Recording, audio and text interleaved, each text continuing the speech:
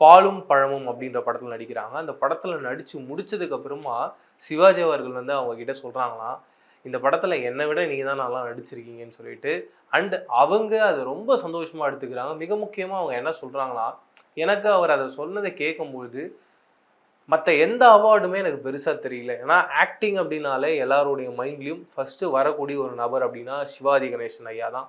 அவருடைய வாயிலேருந்து வரக்கூடிய வார்த்தை அண்ட் அவரை விட ரொம்ப நல்லா பர்ஃபார்ம் பண்ணியிருக்கோன்னு சொல்லிட்டு அவரே சொல்கிறாருன்ற பொழுது இதுக்கு மேலே என்ன தேவை அப்படின்றத அவங்களே சொல்லியிருக்காங்க. அண்ட் அடுத்தடுத்து தொடர்ந்து அந்த காலகட்டத்தில் நம்பர் 1 பொசிஷன்ஸில் யார் யாரெல்லாம் இருந்தாங்க, எக்ஸாம்பிள் ஜெமினி கணேசன் ஐயா அப்படின்னு சொல்லிட்டு லிஸ்ட் ஆஃப் எல்லா ஆக்டர்ஸ் கூடயும் அவங்க நடிச்சுக்கிட்டே வராங்க. வெறும் பழைய ஆக்டர்ஸ் கூட மட்டும் அவங்க நடிக்கலைங்க. இப்போ இருக்க யங் ஜெனரேஷன்ஸ் எல்லாருமே யார் யாருக்கெல்லாம் ஃபேன்ஸாக இருக்காங்களோ அவங்க கூடயும் அவங்க நடிச்சிருக்காங்க. மிக முக்கியமாக தளபதி விஜய் அவங்க கூடயும் அவங்க நடிச்சிருக்காங்க. அண்டு கடைசியாக அவங்க நடித்த ஆக்டர் அப்படின்றது பார்த்திங்கன்னா ஆதவன் படத்தில் வந்து சூர்யா அவர்கள், அவர் கூடயும் ரொம்ப அழகாக ஒரு ஸ்க்ரீன் ஷேர் பண்ணியிருப்பாங்க.